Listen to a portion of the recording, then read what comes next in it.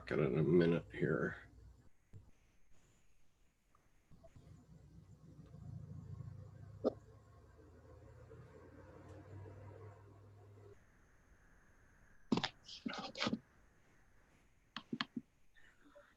Okay, so good evening, everyone. And tonight we're going to start off a probably 3/4 of a year to a year-long teaching on using the tarot as a guide for life. And this is not about divination. And I did do a divination previously. It's on the YouTube channel. I was just looking for okay, I have it. So here is the link to my 18 videos on the divination, okay, which is actually a 3-month-long teaching that I did back in 2017, 2018. And so that was the teaching. Let me just get this onto YouTube also. And so I'm not going to be teaching, good evening, R. I'm not going to be teaching divination per se here. What I want to do is many young people in the world are struggling with what to do with their lives. And it's understandable because we're inundated with information right now. And as I often say, but I'm going to say it again, 400 years ago, the average person in the world received as much information as is in the Sunday New York Times, one edition. So one Sunday New York Times received that much information in a lifetime. That's only 400 years ago. And today, with the internet, with the exception of government secrets and company secrets, we have access to every bit of information in the world. And that is understandably overwhelming to the younger generations that are coming on. Even my generation didn't face that until we were already 40 years old. So we were able to handle it a little bit better, but nowadays people are just born into it, and so it's very complicated. And so I call that chaos. So if this red sphere, that's a red rubber ball that I squeeze on sometimes, if we think of that as the chaos of the world and all the information that we have to face in the world, what I hope the tarot will do for you is to give you the ability to step back from the chaos and consider the 156 waypoints that are indicated by the tarot in general, which I'm going to teach over the coming year. And once you know these things inside and out, which you will, then whenever something strange comes up in your life that you have to deal with, then you will be able to say, aha, okay, this is happening to me. And it will give you a place to look to understand where or what one should do to move forward in life. And so I consider the tarot as a roadmap for life, basically. And so tonight we're going, and the way the tarot works, there are 22 major arcana and there are 56 minor arcana, and that makes 78 cards. And then all of those cards can be reversed, so the opposite of whatever the card is can exist. And some tarot readers only read the positive side, the front side, but I like to read both the reversed and the upright side, because I don't think the upright takes account of the shadow adequately. And we've taught about that at length on this YouTube channel. And so what I'm going to do is, for the first 22 weeks, with tonight being week 1, I'm going to focus on one major arcana a week. Now, some tarot readers or some book writers will just say some basic things about an archetype, and then they'll just head off, and that's it, and you have to get it or not get it. But what I want to do is take this down threadbare. So what I'm going to do is I'm going to show you tonight the Empress Archetype, which is the first one we run into, although it isn't for tarot readings. It's actually the number 3 card, and it's actually the 4th card in the deck. But Jungian analyst Robert Wang provided a syllabus for teaching the tarot, which involves teaching one archetype a week. And he recommends beginning with the Empress, because we all meet the Empress first. And so there are many tarot decks and many different ways of looking at these things. And so what I'm going to do is I'm going to show you the most basic tarot deck first here. And I'm just going to share my screen here for a moment. And here she is. This is from the Rider Waite deck, and this is the Empress from the Rider Waite deck. Now, most people don't teach the shadow, but there's an amazing deck, tarot deck, which is called the Deviant Moon Tarot Deck. And so the Deviant Moon sees the Empress this way.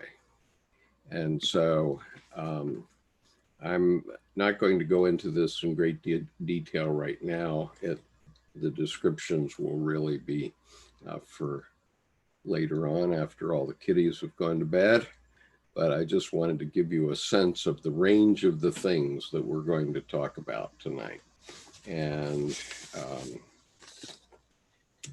so what I'm going to do is I'm going to begin by reading what Liz Green is a famous Jungian analyst.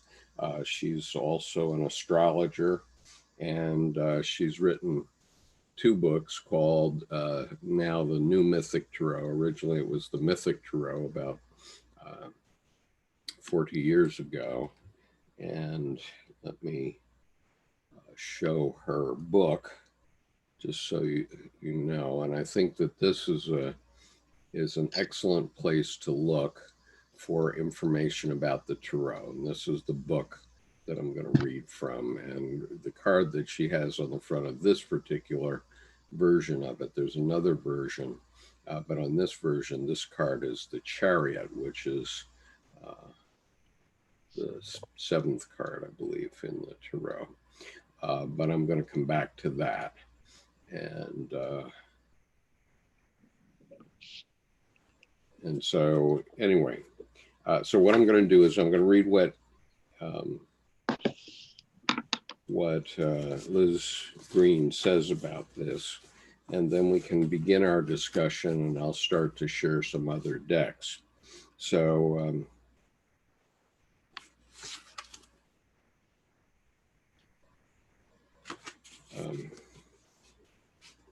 what I should put up. This is the Rider Waite. I don't have the Mythic Tarot card out, unfortunately. But as I read about this, you can imagine this being Liz Green's deck, and then next week I'll add Liz Green's deck too. But anyway, she says, here we meet the great goddess Demeter, who is Earth Mother, ruler of all nature and protectress of young defenseless creatures. In Greek myth, Demeter ripened the golden grain each year, and in late summer, the people offered thanks to her for the bounty of the earth. Demeter governed the orderly cycles of nature and the life of all growing things. Hence the gown in which she is clothed. She presided over the gestation and birth of new life and blessed the rites of marriage as a vessel for the continuity of nature. Demeter is a matriarchal goddess, an image of the power within the earth itself, which needs no spiritual validation from heaven. She was said to have taught men the arts of plowing and tilling the soil, and women the arts of grinding wheat and baking bread. Demeter lived with her daughter Persephone, sheltered from the conflicts and quarrels of the world. But one day, this peaceful, happy life was violently changed. Persephone had gone out walking and did not return. In anguish, Demeter searched everywhere for her daughter, but Persephone had vanished without a trace. Eventually, after years of hopeless wandering, word came of Persephone's fate. It seems that Hades, the dark lord of the underworld, had been overcome with desire for the maiden, and had risen out of the earth in his chariot, drawn by two black horses, and abducted her. Demeter, in her rage, allowed the earth to fall barren and refused to restore it to its former abundance.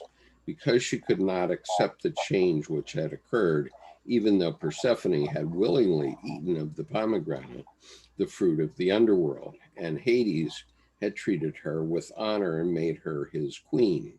It seemed as if the whole of mankind would perish from lack of food. Eventually, thanks to the intercession of the clever and all-seeing god Hermes, a compromise was agreed upon. For 9 months of the year, Persephone would live with her mother, but for the remaining 3, she must return to her dark husband. Demeter never came to terms with this solution. Every year, while her daughter was away, the Earth Mother went into mourning. Flowers withered, trees shed their leaves, and the earth grew lifeless and cold. But every year, on Persephone's return, the spring came again. On an inner level, now we're talking about the unconscious, on an inner level, the image of Demeter, the Empress, reflects the experience of mothering. This does not mean only the physical processes of gestation, birth, and nurturing of the young and helpless child. It is also the inner experience of the Great Mother, the discovery of the body as something valuable and precious, which merits care, the experience of being part of nature and rooted in natural life, the appreciation of the senses and the simple pleasures of daily existence. Without this Great Mother within us, we can bring nothing to fruition, for this is the side of us which has the patience and gentleness to wait until the time is ripe for action. Without her, we cannot appreciate our physical selves, but live disconnected in a purely intellectual world without any grounding or respect for reality. A child's experience of mother is connected with the feeling of safety and trust in life, and the image of the Empress is likewise connected with the inner feeling of security and safety in the present. She is wise, but not in a cerebral way. Hers is the wisdom of nature, which understands that all things move in cycles and ripen at the appropriate time. But like all the images in the tarot deck, Demeter has her dark side. Nothing but nature means stagnation of the spirit, and an apathy and dullness will crush all possibility of change. Demeter is not only the good mother, she is also the mourning mother. She cannot relinquish her possessions, and who avenges any intrusion of life's conflicts into her ordered Eden-like world.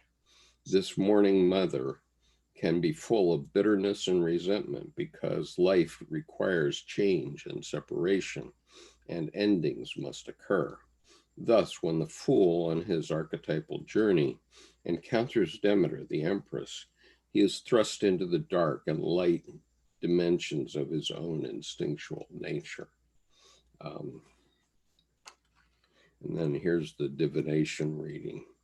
On a divinatory level, the appearance of the Empress in a spread suggests the onset of a more earthly phase of life. A marriage or the birth of a child might occur, or the birth of a creative child, an artistic offspring, for this too requires the patience and nurturing of the Great Mother. Through this card, we enter the realm of the body and the instincts as a place of both peace and stagnation, life-giving and life-suffocating. Thus, the Fool, the child of heaven, discovers that he lives in a physical body and is a creature not only of spirit, but also of earth. Okay, so that's what Liz Green says about the Empress. I'm going to stop the share now for the moment. And Shen, I'm going to mute you. We normally stay on mute unless we're going to talk, so that we don't have extra sound in the webinar. But you certainly may at any time say whatever you like. And this is a seminar discussion, so we're trying to understand the tarot, and we're trying to understand the archetypes. Now, an archetype is, you can think of it as a form or as like a dry riverbed. And we all have these dry riverbeds within our psyches, but eventually some rain comes in and puts water in this dry riverbed, and then the water through that dry riverbed begins to flow, and then once it starts, it doesn't stop. And another way to think about it is it's like a disc in a jukebox. You play the disc, and once you start playing it, you can't pull the plug. Especially if you're a mother. If you're the mother is the strongest archetype there is, and so once a woman is a mother, she's going to be a mother for the rest of her life, and it never that play on the jukebox never stops. And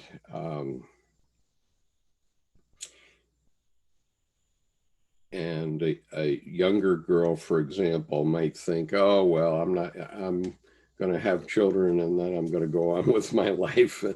And it just doesn't work that way. You're going to have children and you're going to be a mother for the rest of your life is what it amounts to. And so I'm going to shut up for a moment and ask you to comment on what I've said so far.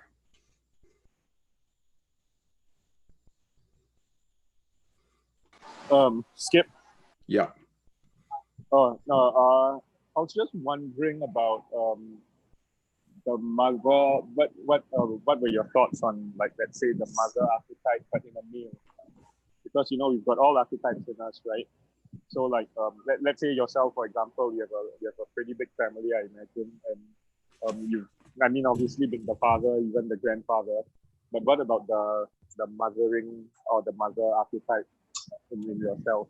Or you can talk about that thing, but yeah, it certainly comes through in a number of ways. I'll give you an example. Recently, I got new Apple computers for my wife and me, and so we had two old Apples that we got in 2013, I think, and these were old iMacs, and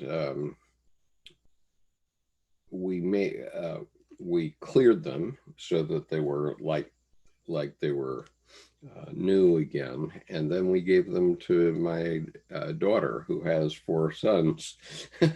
and so that's sort of a mothering type of thing where mother produces something.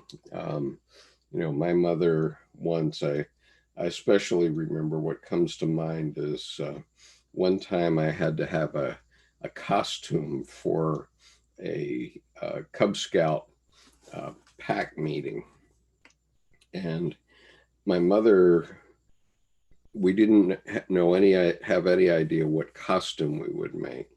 But my mother, overnight and in the morning, had figured out that I could be a knight on horseback.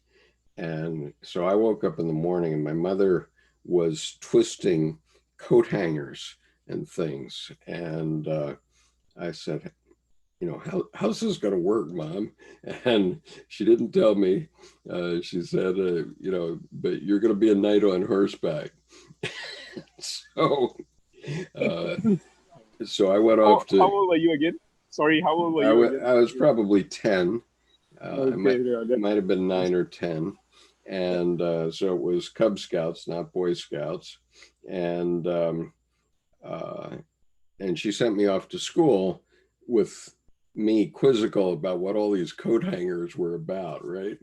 But by the time I got home from school to get ready for the Cub Scout meeting, she had created with a sheet around me basically the body of a horse with a tail, and on the front of it was a head. And then I wore the thing over my shoulders with straps. And so this like boat that I was in, boat with no bottom, right? And so on the bottom, it looked like a knight's horse, you know, wearing its finest regalia. And then there was a horse's head that she had fashioned and a tail on it. And there I was in the middle of it riding this horse. And so I could go along and ride the horse. And so I had great fun with that. Sounds right at home at Mardi Gras. Yes, right. So that's one of the major functions of mother is creativity, right? Because mother is mother in the first instance is creating us, and we're the first person that we ever meet. Or mother is the first person we meet in our lives. And obviously for human beings, for the first 2-3 years, she's everything in our world. And so anyway, we have some new participants here tonight. So I wonder if first, Nick, why don't you tell me something about how you got into this? And you were talking about the Boca deck and so on. So I wonder if you'd speak about that for a moment. Yeah, of course. So I'm Nick. It's nice to meet you all. I live in North Carolina, 26 years old.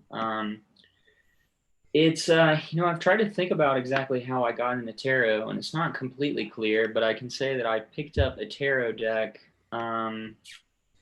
probably around the time that I was 20 years old. I live in a very small town in the mountains of Boone, North Carolina, and there's a small little metaphysical bookstore here that I stopped into, and some tarot cards just caught my eye, and I picked them up and just started casually studying on them. And some time went by, they kind of just went on the back burner, and then it piqued my interest again. And I've never really used them so much for divination, but I really have just always been kind of fascinated with the symbolism and the imagery and everything that is actually on the card. So I just spent a number of years studying the images and everything, and in a roundabout way kind of found a couple of people in the surrounding areas. There is a city called Asheville, which is a very nice city. And there's another city called Johnson City, Tennessee, just across the border from here. In both of those places, I found two teachers that teach iterations of Kabbalah and incorporate tarot and stuff like that. And that's actually, I was led to the book, The Kabbalistic Tarot by Robert Wang, through my teacher in Nashville. So yeah, she had previously lived in Los Angeles, my teacher in Nashville, and told me that I should check out the Bota deck. For those of you listening, that's Builders of the Addendum. And it's just an organization in California, which they will do mail lessons for tarot. So pay them $18 a month. They'll send you information and cards, and you color your own cards. Some of the symbolism is slightly different.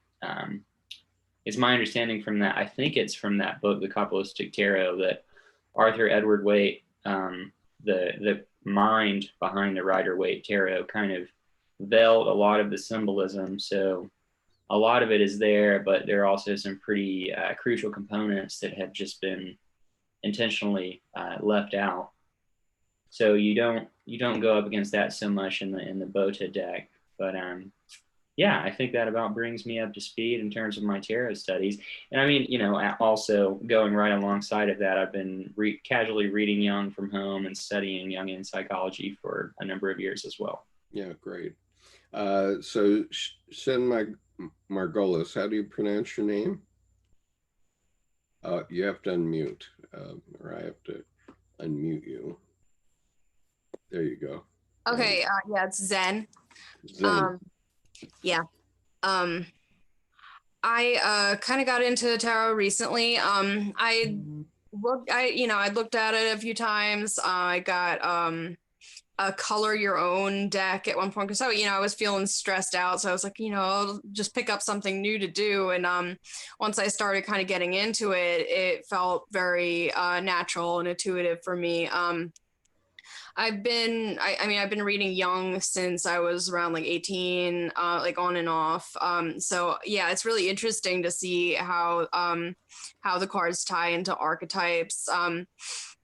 Like I do use them for like kind of like personal divining, like sort of to just get in touch with my own inner guidance. Mm-hmm. Yeah. Okay. Well, good. So I'm going to share some more things. Jing is a regular member, as is Yuan, and Nick Chan from Singapore is a regular member. And so they've been introduced before, and you'll get to know them over time. I just want to say hello to our YouTube audience because we have Penelope Ryder here, and also Nancy Pfaff is here. Art Patterson is here, and Brendan Walls is here. Brendan says, Boone is beautiful. And Art says, how does these cards help me in my everyday life? Well, Art, they will help you by helping you sort out the chaos. That's the gist of it. That we go ahead by archetypal forces, and a lot of what happens in our life we know nothing about. For example, I was just thinking about that as I was preparing to come in here this evening. Think of the meals that you eat. Okay, the meal may be beautiful in front of you on the plate, but once it goes into your mouth and down your throat, it enters into chaos. And in your stomach, it's entirely in chaos, and it could be in there with alcohol. You never know what's in there. And all these different things go to the same place, which is your stomach. And then over the next 24 hours, let's say, your body sorts out what it can use and what it can't. And it figures out where each molecule in your meal must go or must be evacuated. And so that's like, you can think of this red ball as what you ate for dinner tonight, and your body figures it all out. And the problem is that in our conscious mind, in our everyday conscious life, we don't really have any automatic system, right? In other words, we have to learn how to work out what to do with our life day in and day out. And when we're born, we're wild animals. We just have to learn from our mother how to be a human being, basically. And what our growing up years are about that. And once you reach maturity, basically, the government comes along and says, well, now you're a problem-solving creature, and we want you to solve some of our problems, and and we'll let you keep solving your problems. And so now you're a mature human being, and you have to continue to figure out what's going on in life. And all of those things are governed by the archetypes. So that's what we're going to be talking about in the coming year in connection with the Tarot, because the main archetypes do appear in the Tarot. And once we hear all of our experiences and what all these symbols mean, and so the main symbol here is mother, of course, but there's much, much more symbolism here than that, and especially when you look at the different tarot decks. And because people have brought their creativity into these tarot decks for a very long time. And so I'm going to share, let me share with you the Rider Waite deck first. The Rider Waite deck is sort of the most popular deck and the easiest to learn to read the tarot from, because many people have written books about it, and there are some excellent ones. The way I learned was not from this book, but this book, 78 Degrees of Wisdom by Rachel Pollack, is more or less the way I learned to read the tarot back in 1995 or thereabouts.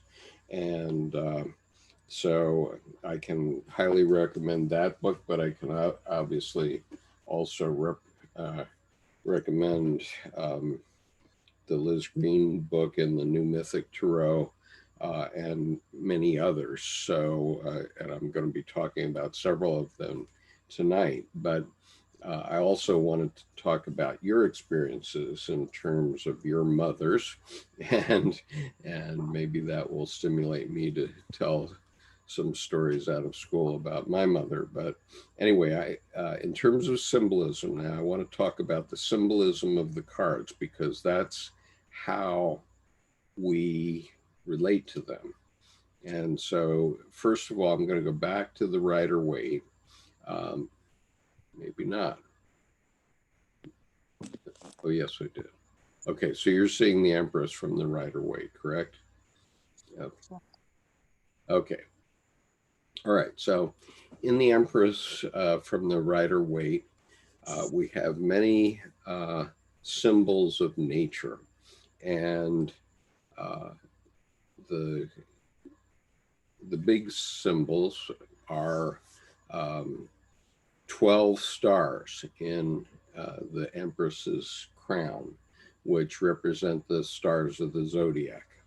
And then she's carrying a scepter, which, I guess this is a kind of scepter, has a sun on it. And you see she's out in nature, and you see water actually like symbolically coming out of her side, because mothers are very mysterious. And in Jungian psychology, water always represents the unconscious. So the things about the Great Mother that we will never know. And so the water in this card represents that, and most cards do represent that in some way. one aspect of it. Another aspect is that she's on a very ornate seat, and that indicates creativity and her creativity, and also great beauty, obviously. This heart symbol is with the female symbol in the middle of it is a symbol of Venus. So she represents the goddess Venus, and so astrologically it represents that. Now, there's another aspect of this that I want to talk about a little bit. Are there any comments just on this card before I go away from it, though? I just wanted to say a little bit when you were telling the story about your mother, I was going to say that fits very nicely with one of the associations I make with the card already, which is not so much creativity to do with the literal sense, but more of like a creative imagination. Mm-hmm. And that's what's represented by the seat, and the creativity is there. And also, I didn't mention one other thing, which is that she's pregnant. Right. Yeah. In this, and so she's going to be delivering a baby, and so many Empress cards in tarot decks have her as pregnant. Now,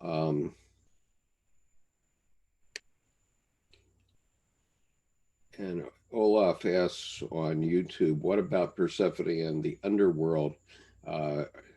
Olaf, you're a little late. We've talked about that already, but we will come back to it in later discussion, I'm sure. And he says, is the symbol on the heart also tied to Mercury? And the answer to that is yes. So I thought I was so very smart, because I had, in 1995, I had gotten this crazy idea. I had a circuit to Chennai, India, then called Madras, and my company, which meant me, was paying $50,000 a month to operate this 7x24 by 365 circuit. And so my task was to figure out what to fill that circuit with to make it useful and make that $50,000 a month pay off. And so I'm guilty of starting the first commercial call center in India, believe it or not.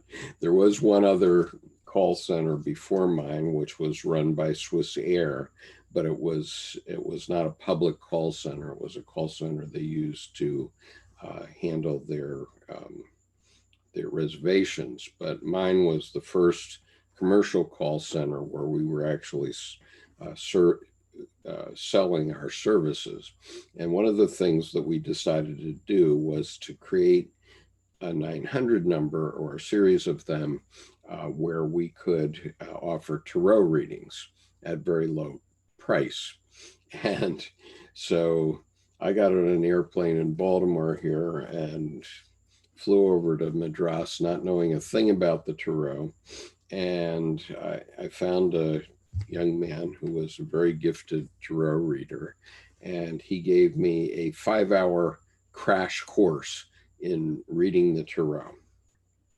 And so the next day, he and I began to train 40 Indian young men to read the tarot. And so I started to learn a lot more about it, of course, in the process. And he was helping me train these young guys, and I was also training them on the technology of how to do a reading and what was happening in reading from a technological point of view. And these were very early days for Indian business process outsourcing. So it was all quite primitive, but nonetheless, we trained up these 40 young men, and we began to do this 900 number. And so I thought I was pretty knowledgeable about the Tarot because I've been now doing it for 25 years in terms of general readings. But when I decided to get back into this, I got into it because we were going to do a special session with Melissa Townsend, who is a professional psychic. She lives in San Francisco. And she had done a session with us. She's an artist too. And she had done a session with us on the Yoga Sutras of Patanjali back in June. But I learned that she had painted 2 tarot decks as well. And so that interested me quite a bit. And so I said, well, we'll have you back for the tarot, but give me a month to brush up on my tarot. So I really got into it. And I realized that years ago, when I was doing the Divination series that I had done previously, which is linked at the top of the chat here, I had bought the New Mythic Tarot by Liz Green because she's a Jungian analyst. And but I had never opened it. I had the set, I had the cards. In fact, I'm not sure I have opened the cards yet, but I have certainly opened her book. And I started to read her book about a month ago and realized that she has basically taught a very useful Jungian psychology lesson in this book. And on each of the major and minor arcana, but also just in general, talking about Jungian psychology. So I like her book very much, The New Mythic Tarot. But as I began to do that, I was also thinking of something else, which is there's a woman I know in Santa Cruz, California, who is really, she's into the Tarot and has taught courses on the Mystic Fool. Her name is Eva Rider, and we're going to be having a session with her on the 29th of August. And I knew that she was very interested in the Kabbalah, and I hadn't connected up the Kabbalah yet. And I just thought, okay, the Kabbalah is the tree of life, and it's another archetypal method used in Judaism. But I didn't really know the connection between the Kabbalah and the Tarot. And so I spoke to Eva on the telephone one day, and she told me that she loved Robert Wang. And so let me show you Robert Wang's book. Let's see here. Okay. She loves this book. As I can figure out how to share it here.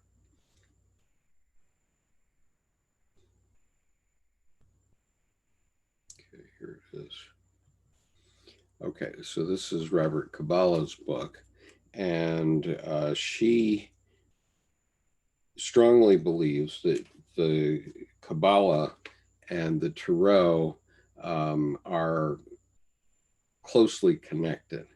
And it turns out that Kabbalah, the way it's spelled in this book cover, is actually different spelling from the Jewish way of spelling it. But this symbol that is on the cover of his book is a symbol of the Kabbalah, and it has the various stages of the Kabbalah. I think there are 32 paths that are demonstrated there. And so quite honestly, I'm just getting into this. I've started to read the Kabbalistic Kabbalah, and so I will be teaching from that as well as we go on. But I'm in the process of learning it, and also Eva is kind enough to give us a session on the 29th of August, which will be at 10 p.m. Eastern time, 7 p.m. her time on Saturday the 29th, in which she's going to talk about the Kabbalah. And she's also going to talk about the Thoth Tarot Deck, which she uses exclusively. And so that's Thoth, I guess, or Thoth. And that was developed over many years by a group called the Golden Dawn. And so, so what I want to do is share with you a book that I also have here by Stephen Heller. I did not make a scan of the cover, but this is Stephen Heller's book. It's called The Fool's Pilgrimage, Kabbalistic Meditations on the Tarot. And so what I want to do now is I want to share with you the Empress pages from that book, and that I do have prepared. And again, he's using the Rider Waite deck, and I'll just read what he says for those people that are just listening. So the Empress, the third arcanum, and the Hebrew letter, the 22 Hebrew letters are represented in the Kabbalah, and this is the 14th path of the Kabbalah. And so here he's showing it where it is. It's the 14th path. And the way the Kabbalah works, as I'm just learning, is like this. The things go on in a Z, in a reverse Z shape. So they start up here, they go to 2, and then to 3, and then here, here, here, here, here, and down. Okay, so that's the movement of 10 points within the Kabbalah on the way down. And so the Empress represents this path between father and mother, between wisdom. Supposedly in this system, wisdom is father, and knowledge is mother. I think in non-Jewish tradition, we think of it as the other way around. But in any case, it's the path between Binah and Chokmah, I guess, which are the two Jewish letters. So the Empress is this path, okay? And so what he says is, crowned with a diadem of stars and holding a scepter surmounted by a globe of a majestic robed woman is seated in blooming, growing nature. On her heart-shaped shield, the emblem of Venus is emblazoned. Surrounding her are numerous plants associated with mother goddesses, as are many of her adornments. Universal fecundity and maternal benevolence radiate from this arcanum, which is designed to symbolize the doorway of the double birth of the soul. On the initial pathway, it has to do with the generation, the birth of things, beings, and ideas, while on the pathway of return, it has to do with regeneration and the birth of the divinity out of the womb of humanity. For this reason, in some tarot decks, the Empress is portrayed as pregnant.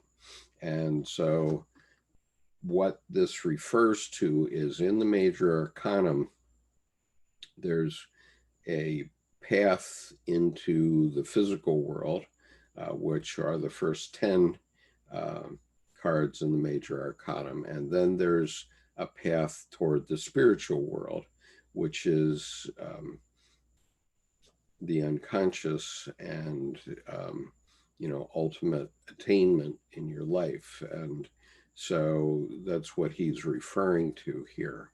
And so she's the beginning of that process. So Keynote Wisdom, our supernal father, and understanding our supernal mother are united by a power that is the ultimate root of all love, affection, and the desire for union. The binaries of anima and animus attain to their ultimate union, and transubstantiated humanity is born as true divinity. And so then the motto, and there appeared a great wonder in heaven, a woman clothed with the sun, and the moon under her feet, and upon her head a crown of 12 stars, and she, being with child, cried, travailing in birth, from Revelation 12, 1 through 2. And then he provides his meditation. And actually with this book, you get it's a very inexpensive book. It's like $14, I think I paid, but they also give you a CD that has Stephen Heller's meditations about these cards, which is quite nice. And I listened to it, but I'm going to read this meditation here. The holy doorway leads from life to life, from father to mother, and from mother to father. Supreme balance joins love and truth in my heart. Crowned with the stars of truth and shielded by the emblems of the rulership of love, I shall be enthroned serenely in the garden of my triumphant soul. The seeds sown on earth shall grow and flower in the fields of the heavens. The harvest of love has come. Let me rejoice and give thanks. Sown in corruption and confusion, the seed of love and truth has grown into the fullness of an incorruptible state, where it shall prosper eternally. O Holy Queen of eternal summer, I implore thee to reign in my heart forever. Now, this is a call for, you know, the best, the best part of our mothers to do their thing. And so any comments up to now from the panel? I'm going to show you some other symbols now, but are there new comments here? And let me look. I see the Love Doctor is here. She says, "Holy yes, that this resonates. I am Demeter." The Love Doctor lives in Australia, and so we have another continent heard from. And Jeff Hatfield says, that reminds me of a lecture Joseph Campbell gave on Tarot, where he admitted at the beginning that he didn't know why he was asked, because he wasn't all that knowledgeable about it. Well, I think that Joseph Campbell, you know, was into his myths and, you know, his mythology quite well, but some levels of Jungian psychology, he didn't get to the bottom of it. He certainly understood archetypes, though, and so what I'd like to do now is I'm going to share with you some Empress cards from other decks. And so the first set that I have is includes two decks that Melissa Townsend did. So she was our guest on Saturday night, and you can find her talk.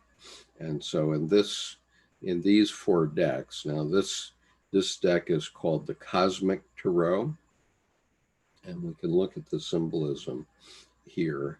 Then this is Melissa Townsend's deck that she normally uses in her professional psychic tarot readings, and she painted this image herself. The one on the lower left is from a deck that Melissa Townsend also did, in which was her El Ted's deck. She used to do tarot readings in a restaurant in Greenwich Village, and so you can see that she got quite ribald in some of this stuff. And then finally in the lower right, this is what is called the Jungian Tarot, and the paintings were done by many Jungian analysts over a period of time, all guided by Robert Wang, who has written at least 4 books that I know of on the tarot, plus has done as an artist these tarot cards, the Jungian Tarot. And so what do we see in these cards that might be different from what you saw in the Rider Waite deck? Any thoughts? I would say, first of all, that this green here is representative of Persephone in the Demeter Persephone myth. That's one thing. And here, the earring is probably Venus, I guess. I'm not sure if it is. Obviously, there are the stars here in this turban, but there are more than 12 stars, so it's not really a direct reference to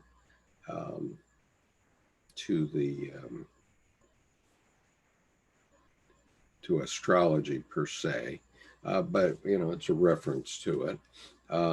Obviously, there is nature around her. She looks very much under control.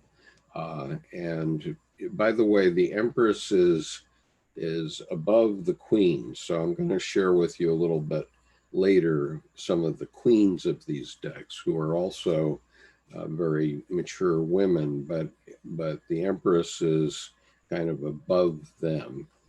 Now, also in this one, obviously she's very well decked out in diamonds, and she's got the Star of David here hanging around her neck. And of course, the Star of David represents masculine and feminine, the combination of anima and animus, and masculine and feminine in life. There's a bird, and the bird is holding a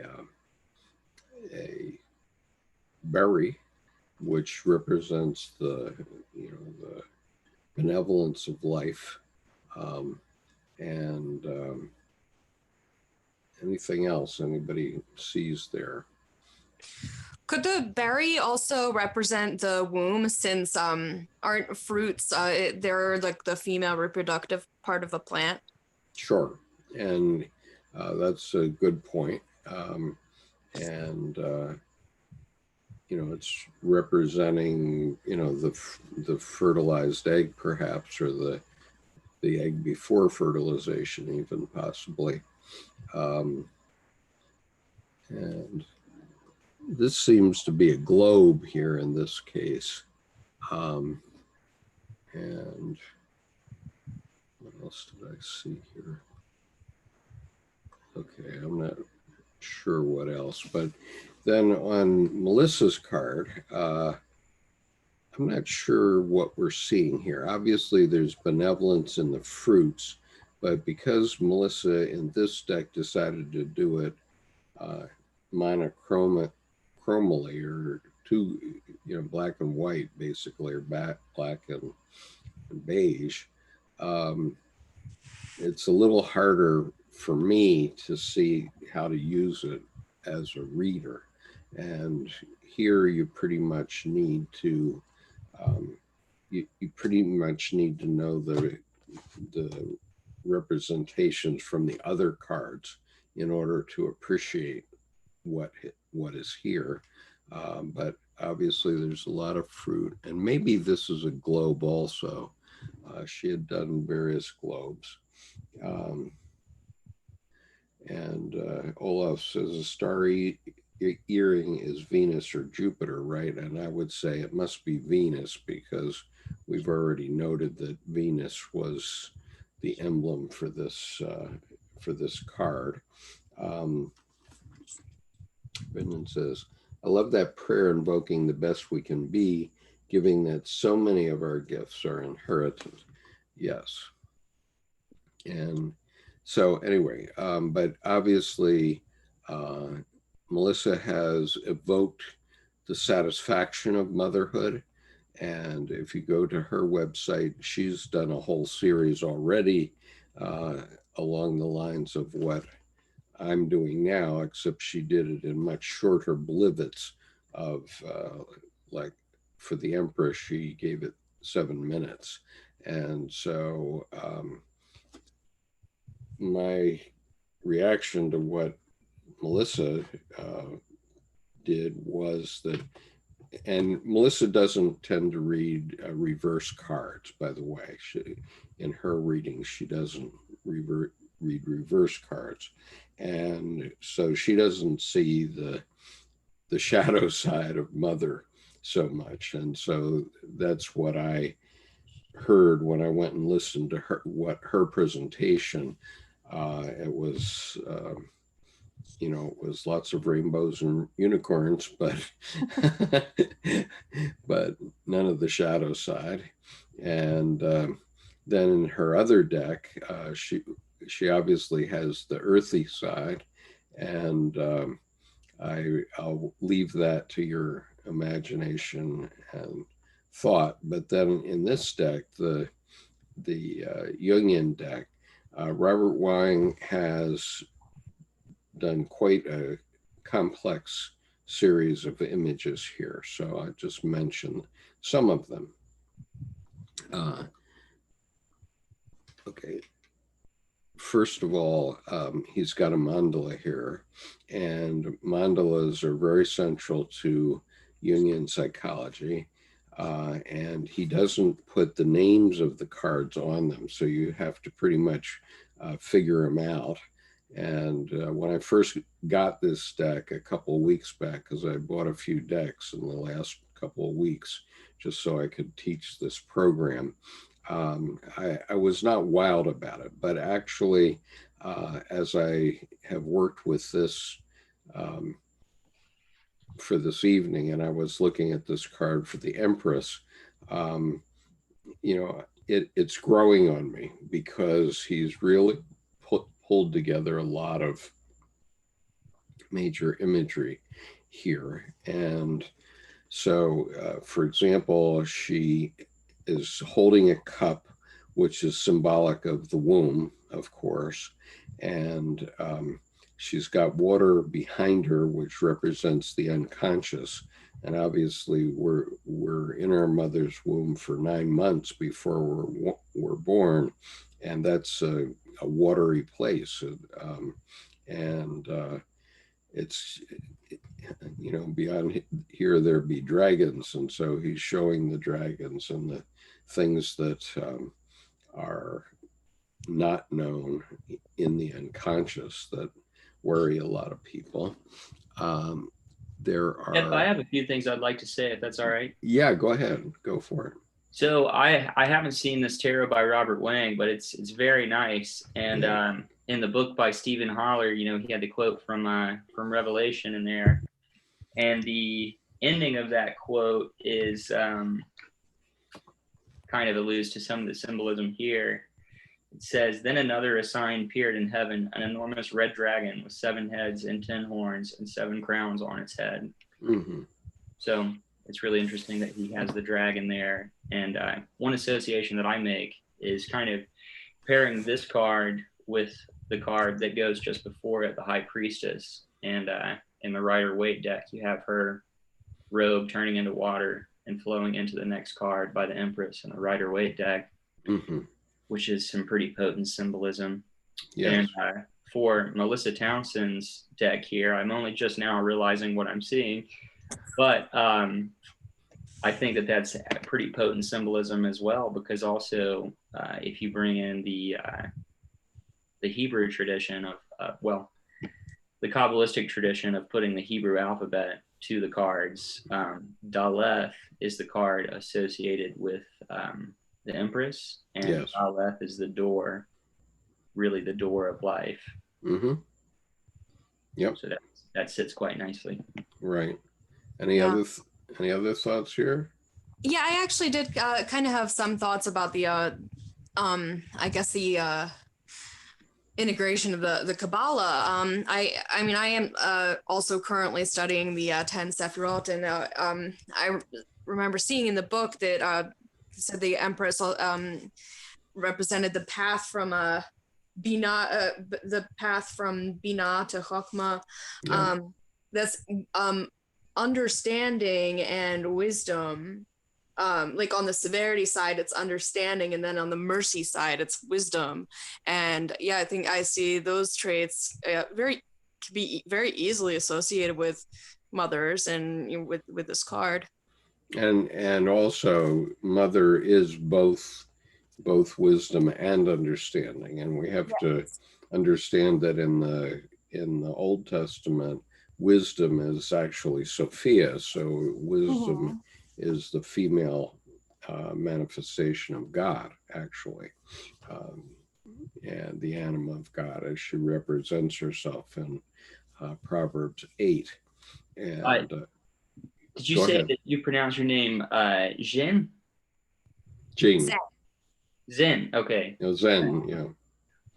Just one note. One thing that really helped me in my initial study of the Kabbalah, and particularly the supernal triad, is to keep in mind that really thinking in terms of one or the other, male or female, I think you might kind of be setting yourself up for a wrong understanding there, because I think that they're, particularly in that triad of the tree, they're rather androgynous. Right. They are androgynous. Okay. Yeah. And also, we have the entrance of a cave here represented, and also a dove. So mothers sometimes make peace. Now, I have some others here, so I don't want to limit our review here. Let me see.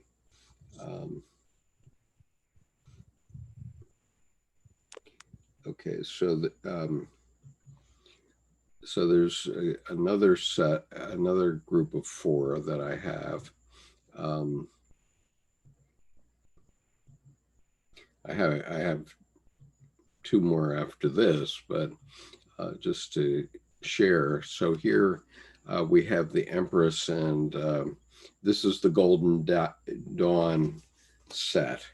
And so if I'm not sure, but maybe that's in the Bokeh set. Nick, I don't have the Bokeh set yet. I've ordered it, but I don't have it. But I have the card here. Is everybody able to see that? Okay. Yeah, I am able to see it, sort of. Wait a minute. Let me do one thing here. Okay. Let me stop the share and go on speaker view, and then I will pin your video. Okay. Okay, now we have a big image of you. Okay. Okay, so this is here's the Bokeh card. Okay, that's the Bokeh card. Okay, and we see many of the same themes with the water around, and the heart, and the symbol of Venus. What is with the wings here? Is that represent consciousness, do you think? The wings, you say? I don't see wings in there except for on the bird. Now, I'm talking about it looks like there's wings coming off of that central sphere on the heart. Is that Oh, right. So yeah, there is a dove on the heart. Oh, okay. Yeah, I think it's mostly associated with the descent of spirit into matter. Okay, yeah, descent of spirit into matter. And of course, here she's got her foot on the moon. Right. So she's actually holding back the unconscious in a way. That's what that would represent. Yeah, and I think it goes almost exactly along with the quote from the Bible, Revelation 12:1. Uh-huh. Okay. So, all right. So we'll go back now, and I'll go back to this other set here. So anyway, that wasn't the goal. So you've got that's the bokeh set, but this Empress here, this is the Golden Dawn set. And this Empress, it is the Thoth, the so-called Thoth Tarot, which Eva says she uses exclusively with the Kabbalistic Tarot. And so you see a swan, I guess it looks like a swan to me. And I'm not, supposedly this Thoth deck goes back to Egyptian times. And this set apparently took 5 years to paint. And it's got a long story associated with it, which is in the Kabbalistic Tarot book. But you see her crown here is somewhat different. She's got the globe here on her crown.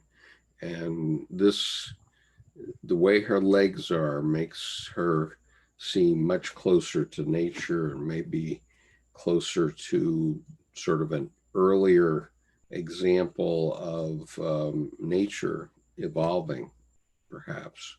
That's what comes to my mind. Obviously, the material around her suggests the watery idea of the unconscious, and she's carrying a set of white roses here, or maybe, yeah, I guess those must be white roses.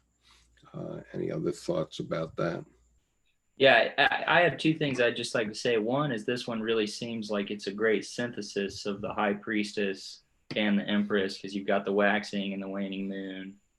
Also, she wears the same hat that the High Priestess wears.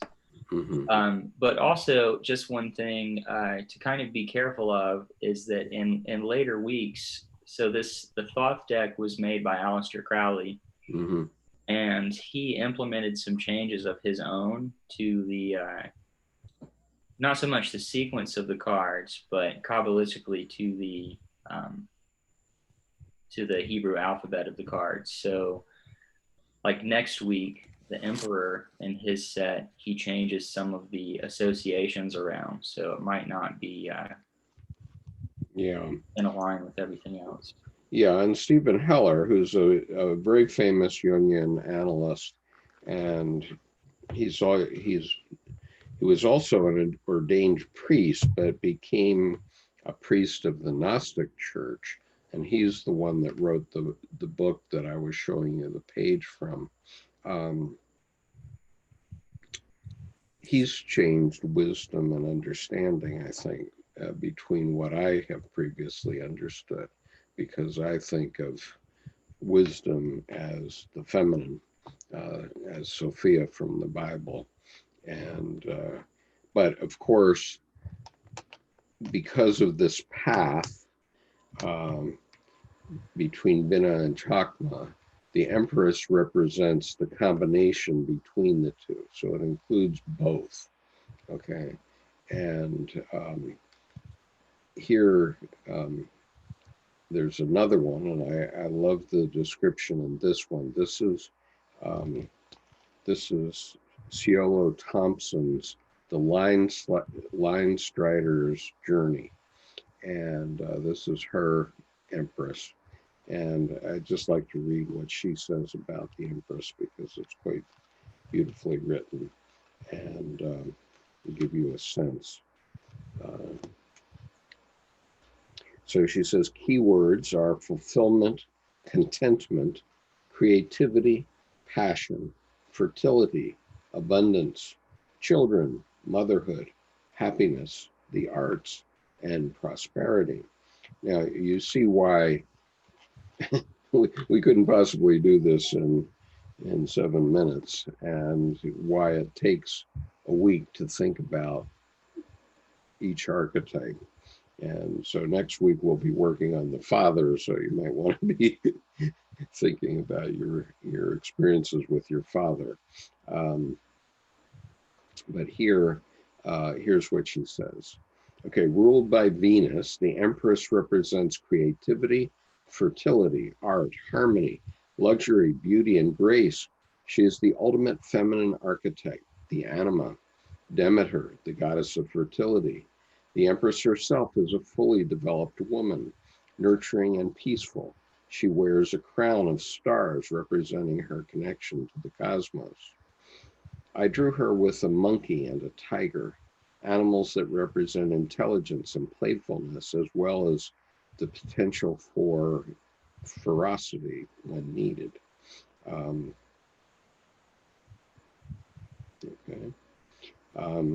Her bared breast and open posture offer sex, succor, and a mother's nurturing. In a reading, the Empress indicates a deep connection with the feminine or a need for one. She represents fertility of the mind and body. Now is the time to nurture new ideas and projects. In a financial reading, the Empress is a good omen for prosperity in general. It indicates others being attracted to you and your ideas. The ground is fertile for new endeavors. If you are seeking guidance in business matters, the Empress may be telling you to focus on communications, relationships, and network building, rather than taking a more confrontational approach to work challenges. In a love reading, she may indicate pregnancy, birth, or a deeper connection with the children in your life. She also has an element of comfort, the ultimate home goddess aspect. She may speak of marriage, settling down, and a prosperous home. Take this message even more seriously if you see her manifest with the Lovers or Ten of Cups. If she appears in the future position, your current path is taking you toward the prosperity and comfort of a well-appointed life. More broadly, the Empress encourages you to connect with others and with nature. If the Empress presides, you will be more attractive to others. They may seek you out for counsel and comfort. Be aware of people expressing protective feelings or coveting your attention. In my version of this card, the tiger wraps itself around the Empress, wanting her attention, but also wanting to keep her safe. In her reversed aspect, the Empress can indicate that you are giving too much of your personal feminine power away. Perhaps you are allowing the emotional or material needs of others to take more from you than you should. Your ability to help others depends on your guarding your own strength and resources.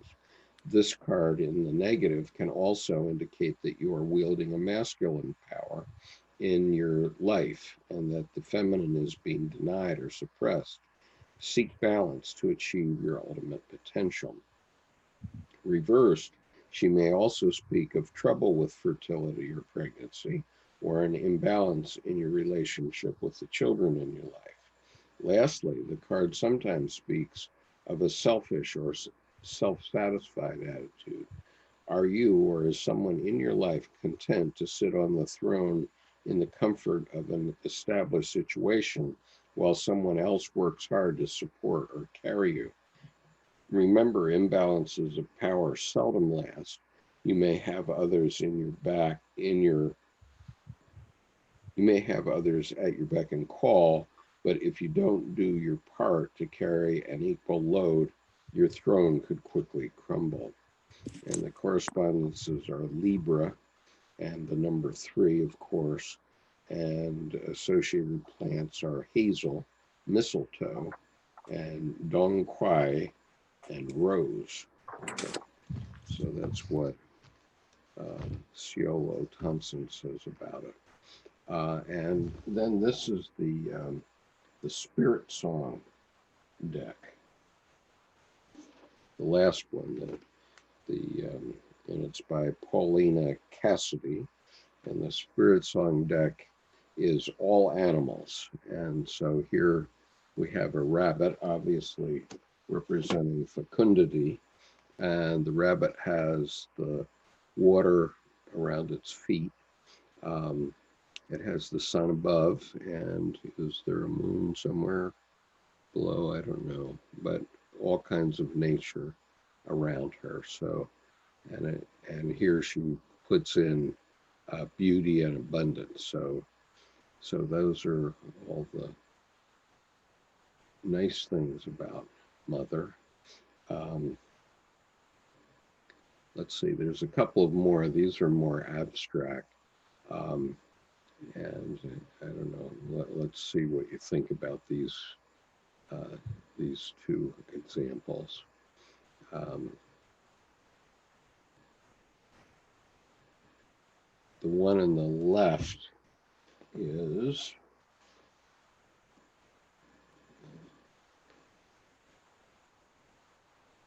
the one on the right is the Mystic Mondays Tarot, and the one on the left, just trying to remember which deck it came from. Nope. Don't know. But anyway, any comments about an abstract form of the Empress here? Is this too abstract? Obviously, on the left, we have the idea of pregnancy, the same idea of the stars in the crown. We have the pomegranate, which represents Persephone, and also represents Helen of Troy, by the way, who was also stolen, of course, in real life. And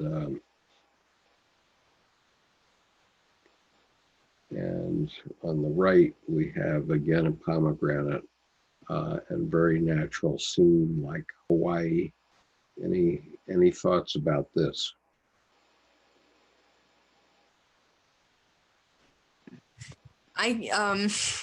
You mentioned that the Empress card can represent complacency, and I see that particularly in that card on the right. Right, and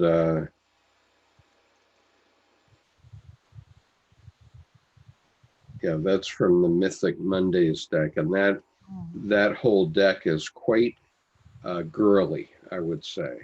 Okay, the whole deck is, but yeah, the Empress here is complacent. She's maybe not pulling her weight in her relationship with the Emperor, or maybe she's just having a relaxing day. She's on vacation. On vacation. I'm not sure whether she's got a pomegranate or a pina colada there. But anyway, that just to give you a sense of it. Okay, so now we go to the more intense side, and I want to show you the cover for this book first. Where is it? Okay, this is the Deviant Tarot, and it's by Patrick Valenza, and it is an extremely powerful book. I've held it in abeyance for a long while, but anyway, it's a terrific book, and it let's see, that's the cover of it. It's won a lot of awards for its construction as a book generally, And I'll just show it to you, show you my version here to give you a sense of it. It's quite large, quite thick and heavy. And I think it sells for about $50 on Amazon. But it's beautifully done. It's really an amazingly done book. But now I'm going to share with you Mother, so hide your eyes if you're going to be offended, because this is the Empress card in the Deviant Moon. Okay, so we're talking about the shadow here. And so you see a certain natural element of this woman being wrapped up in this creature. And again, she's, I guess it's a pomegranate that she's holding. And she has a crown with stars, and the moon is there. And I'm going to read to you a part that he wrote about this checkerboard later on, because it's quite interesting how he addressed this. And so this is just a phenomenal piece of artistic work that he worked on for quite a while. And so I don't want to. So what I want to do is I want to share with you first. All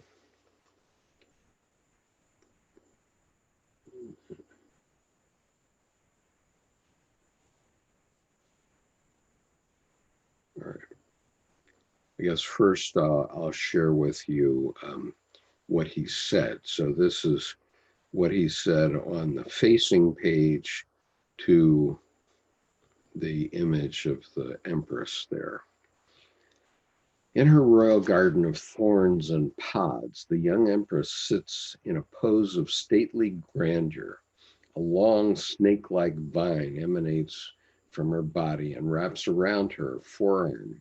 At the end of the vine, there is a large orange bud ready to blossom. The Empress is newly pregnant, and though the experience of motherhood has not yet occurred, she knows it will inevitably take place and change her life forever. Looking back over her shoulder, the Empress reflects over the carefree lifestyle she is about to leave, wondering if she is ready to put another's needs above her own. She questions if she will be competent to nurture her offspring. However, the gift of 3 breasts show that she is already adequately prepared. Immaturity leads the Empress to internal conflict. As the vine coils around her arm, her mind struggles with the responsibility she is about to undertake. The claws on her feet wrestle for dominance over the growing umbilical vine in an attempt to stop its advancement. When the Empress realizes that the vine is a part of her and not an outside invader, she will finally achieve peace within herself and embrace a more noble station in life that she could have possibly have imagined. So the upright meaning, the Empress personifies the nurturing role you must assume in order to bring your creative energy into its physical form. Allow the spirit of imagination to express itself through you, leaving all doubt and resistance behind. Keep your mind fertile and tend to the needs of your mental garden. Have patience while you wait for your thoughts or ideas to be born into existence. Consider your brainchild as an extension of yourself, requiring careful cultivation to grow stronger. Be willing to make sacrifices for its benefit. By doing so, you will reap life's greatest rewards in abundance. The Empress could also signify a changing life cycle, or the anticipation you might have over an upcoming event. New ventures will depend on your support and cooperation. Come to terms with the responsibilities they bring. It is time to realize that you are capable of handling anything asked of you. Reversed meanings, neglect has allowed weeds of negative energy to invade the gardens of your mind, spirit, and body. They choke out and prevent the growth of all creative endeavors. In this condition, your tangled inspiration will wither away, leaving you only with stillborn ideas. Additionally, the Empress in reverse could suggest feelings of indifference toward one's responsibilities or duties. The flipped card could also be interpreted as the termination of a project before completion. I'll bet you that rang true to a couple of mothers. What about it, Jing? Does that ring true to you? Yeah, some in some way, yeah. Yeah, so even though it's the shadowy side of motherhood, it's actually pretty bang on, I think. Yeah, I think there always a conflict between the self and the nature of the other. Yeah. Like the balance between them. Yeah, and Patrick Valenza is a beautiful writer. He wrote that beautifully. I just love his writing. And so there's another scene here that I want to share with you. That's let's see, where did it go? Okay, let me see if I can pull it out.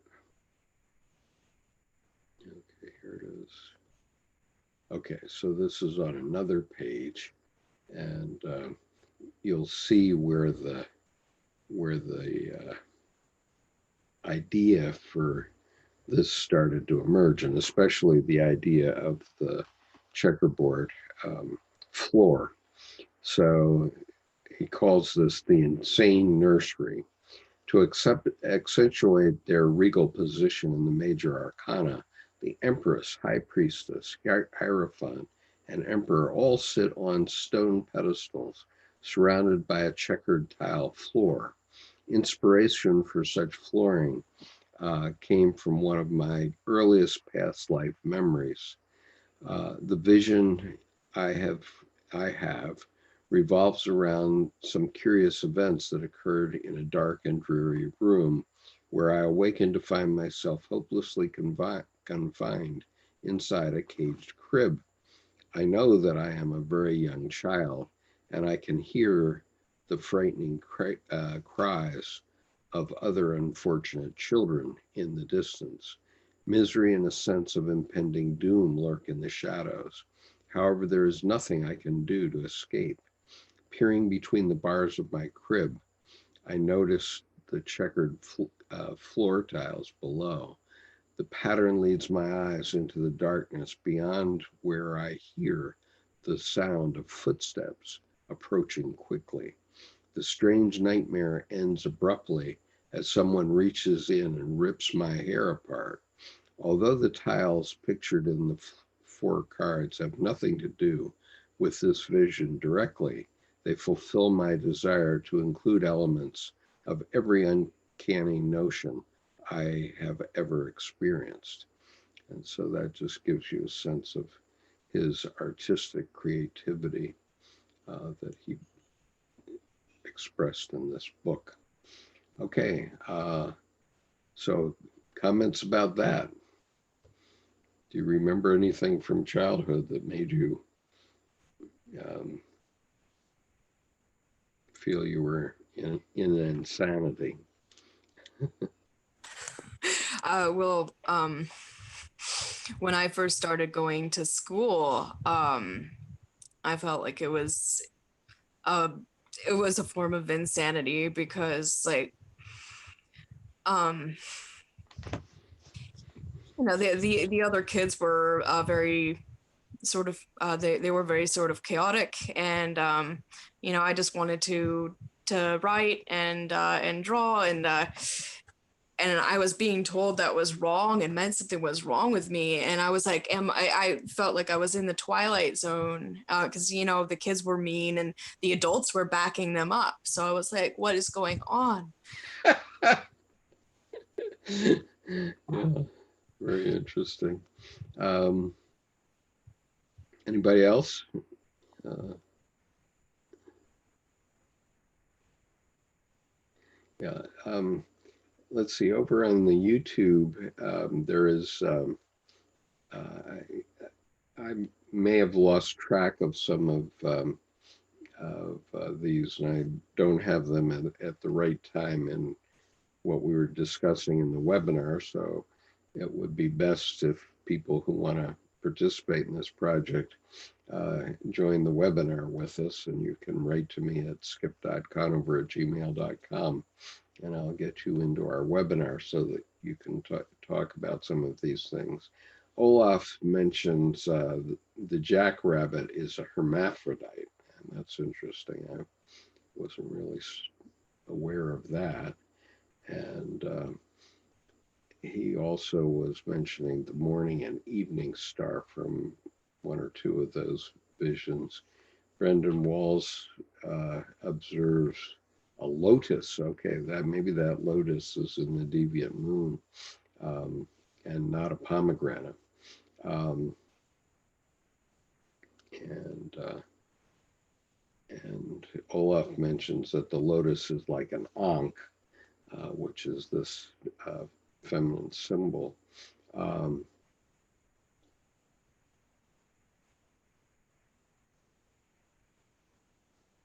not sure what that means, but Robbie mentions the pineapple on the head and the bananas on the right seems mimetic. And I don't really understand what that means. This is very interesting. I had a twin growing up, and we sort of helped out people who were left alone or bullied, left to fend for themselves in chaos. And I remember in my own life, I know where I was living. The one good thing about my upbringing, which was in the Navy, was that I know where I was living at certain points of my life. So at a time when I know that I was living on the Mojave Desert in this had to be what, between 1949 and 1952. And my grandfather had been a 50-year man on the Pennsylvania Railroad. And what that meant was that he had a pin that he could wear, and he could ride on any train in the United States for free anytime he wanted to, or at least that was the custom back in the 1950s. I don't know if people would honor it today, but they were honoring it then. And so my grandfather and grandmother came from Philadelphia out to the Mojave Desert. And I know that sounds like a crazy place for the Navy, but the Navy actually has what's called the Naval Ordnance Testing Center in Inyokern, California. And so it's out in the middle of the desert, and they use it for basically bombing practice or naval gunfire practice. And so they blow things up out there. But I was 5 years old at the time. And so my grandfather was coming, and I knew he was involved in the railroad, and I had seen a model train.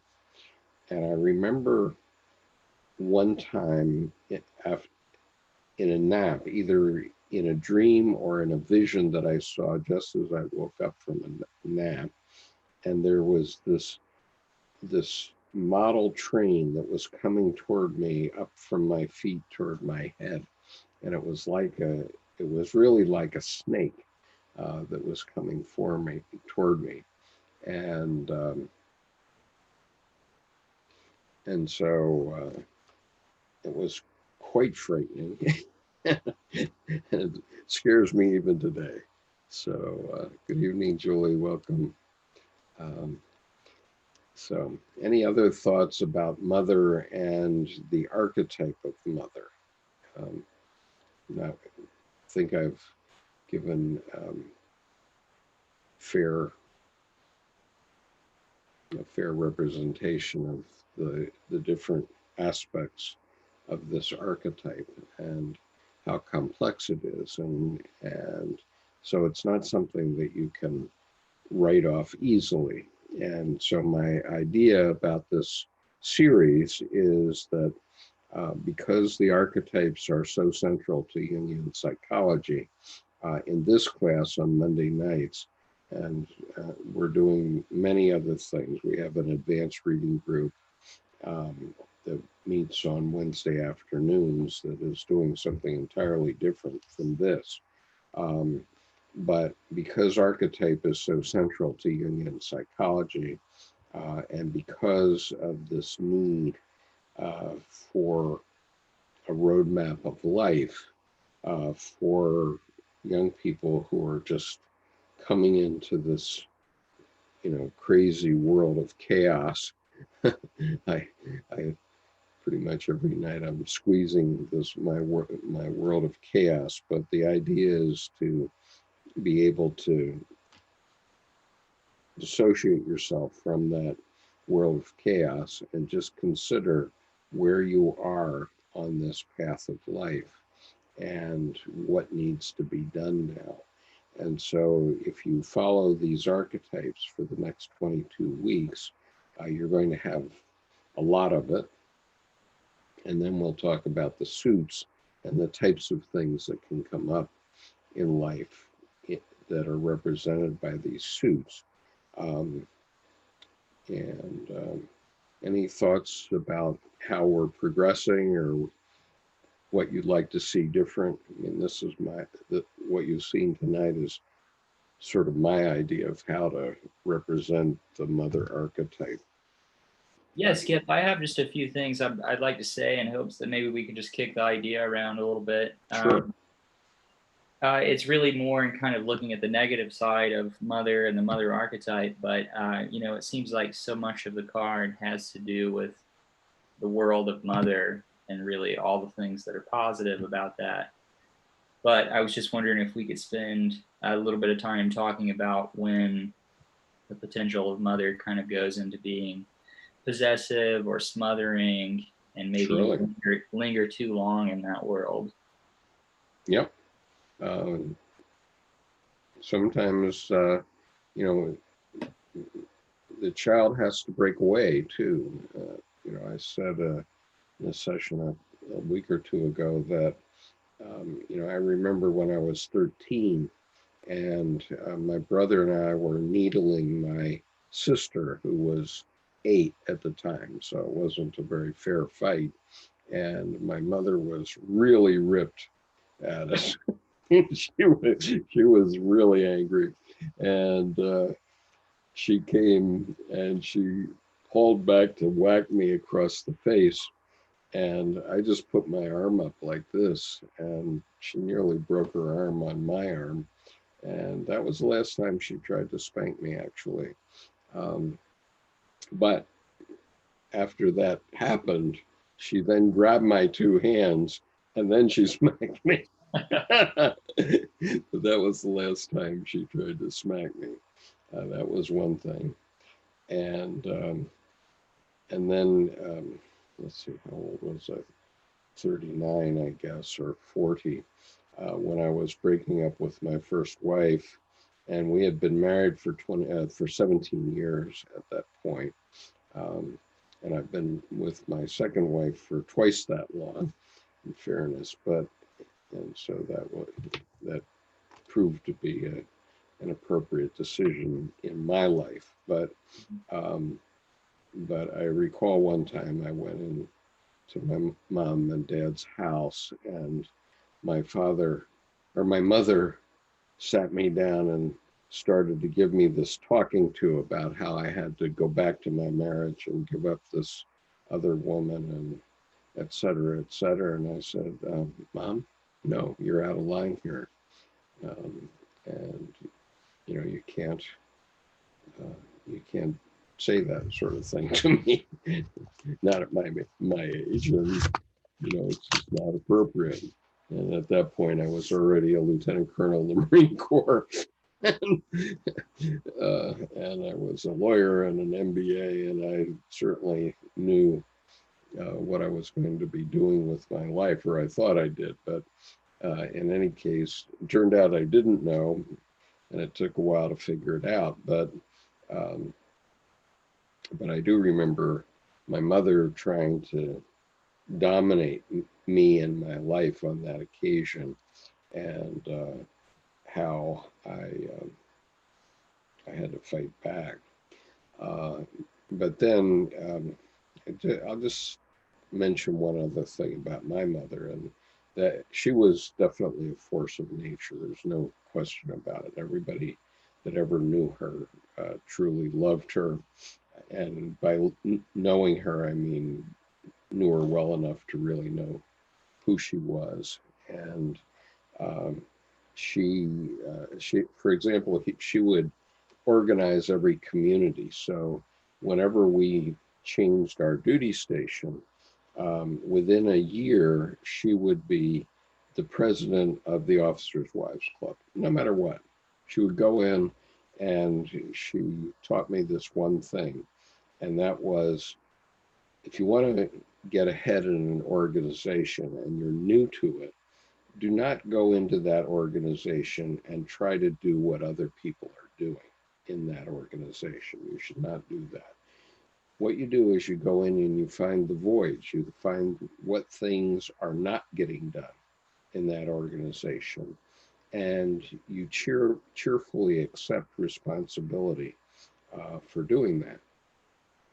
And what happens very quickly is that people become dependent on you. If you take up something that needs doing and you can get it done, then people become dependent upon you, and they give you more and more things to do. And pretty soon you're running the place. And that's what she did. Everywhere we went, she moved probably, well, at least 10 times, maybe more, during my father's career in the Navy, and 3 times after they retired. And you know, she always organized the world. But absolutely, the sweetest time I had with my mother was the 2 weeks before her death. And she was in the hospital, and she had pancreatic cancer, and she wasn't doing too well. And I was sleeping over with her in the hospital room. All right. Fortunately, our hospital here is very progressive, and so they have little hide-a-bed love seats in every room, and all the rooms are private rooms in the hospital. And so I was able to stay with her and actually sleep with her every night. And we had many, many, many conversations about different things that happened to during her life. But the thing that sticks out in my mind particularly were 2 things that she wanted to make sure I knew before her death. And they were great secrets. One of them was a secret that I had already guessed, but the other one was a great secret, or a not so great secret, and it reflects on our lives today. The first one was that she voted for John F. Kennedy in 1960. And my father at the time was a naval officer, and military people tend to be more toward the conservative side of the track. And so she had canceled out my father's vote during the election of 1960. And she wanted to make sure that I knew that she had done that. Yeah, I already had figured that out a few probably decades before. But anyway, and the second thing was that my 2 grandmothers, who were truly Victorian ladies of the first order, let's see, one of them was born in the late 1880s and one was born in 1898. So that's their vintage. And she told me that between the two of them, they had 5 abortions in the 1920s, illegal abortions. And it really, well, I already have my opinions on abortion, but the point about it was that here are 2 fairly upper middle class ladies in a very conservative time, pretty much, who were having abortions, and obviously they had to go to a doctor who was committing a felony to do it. And so, you know, it's something that we all have to reflect on, but the silliness to think that we could ban abortion and prevent abortions is just ridiculous. And that's I find it interesting that you're mentioning that now, because I actually, when you were reading from, I don't remember the book, but it was the last one that you read from with the upright meaning and the reversed meaning. Mm-hmm. And the last paragraph was something to the effect of omitting a responsibility. And the thing that came to mind then was actually child abortion. Mm-hmm. In some way, as not really taking on the archetype of the mother, but wanting to kind of omit or regress back to something. Yeah, and it's not that they didn't want children. They both had 3 children, those grandmothers. Go ahead, Jane. Yeah, I think that I don't really agree with that. I think a lot of maybe because religious reasons, you know, people against abortion. I think human rights, women have the first human rights, then the unborn kids, and every woman will love their kids. If they have the condition to have the kids, they will choose to do it. If they are not in a condition to have it, they were forced to do it. Then they will create a burden to the whole society. And people, whoever forced them to do it, should take care of the kids, and they're not. You know, so that's the problem. They create a whole social problem, and people have this moral correctness to make judgment for other people. I think it's totally ridiculous. You know, women's rights or unborn kids' rights. Who has more human rights? Who have the right to decide their bodies? That's so ridiculous to me. Anyway, I have a friend in Ireland, and they were doing the vote too. You know, the whole world seems to have. They were. I'm sorry. What? They were also have to vote on this. You know, women's abortion rights. Mm-hmm. So I think it's pretty funny. Like, everybody have to make decisions for other people's bodies. You know, it's like, do they have right to make their decisions? Well, I think these are very difficult decisions, and I don't think most people won't hurt themselves. Who wants to do abortion if they have the right? Right. You know, there must be some difficult situations people don't take into account. Right, and you know, I'm glad that you're here, but we know that in China for a 40 or 50 year period, the government was only allowing 1 child, and that's really funny. Yeah, now they encourage to have 2. Nobody wants to have two kids because it's too expensive. It's kind of funny how that changed. Yeah, so now the government wants everybody to have 2. Yeah, and they actually encourage them to do it, but nobody wants to do it because it's so expensive to have kids and educate the kids. So it's kind of funny how that changed. And most funny part is the most famous director in China who actually have 3 kids secretly, and he was fined a huge amount of money for doing that. And after that, now they encourage everybody to have more kids. So it's very ironic. Yeah. So these are difficult issues, political issues and personal issues. You know, all of us have to make our own decision about such things. And,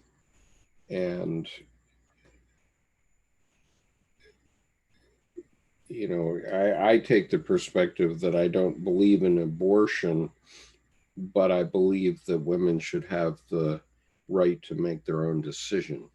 I don't believe that it's my right to decide for women what they will do with their lives. And we, as men, we have to understand that the tree of life is actually women. Because if we don't have women, we don't reproduce our societies. And this is sort of the issue that I think China ran into, where they had a whole generation of men who had no spouses, and that's not necessarily a good thing. Causes all kinds of other problems. So anyway, you know, I don't want to get into a big political thing, but I just wanted to mention that my mother had kept this a secret. Okay, she kept it a secret all of her life, and she obviously knew about it in her own family for 70 years at least, but she never told it to me. I never knew this fact, and so it's an issue that she wanted me to reflect upon, obviously, and it was, you know, the last duty that she put on me as a son to reflect on it. And so, you know, mothers can you know, do many things for us, obviously. And so anyway, when we read the tarot cards, we should be cognizant of all these kinds of issues that come up. And Nicholas, did you do you have access to other things that you think address the shadow better? I mean, that's obviously a shadow side thing with my mother. When well, firstly, I would like to say thank you for sharing all the personal reflections. And secondly, yeah, you touched on some of the things that I wanted to bring up myself.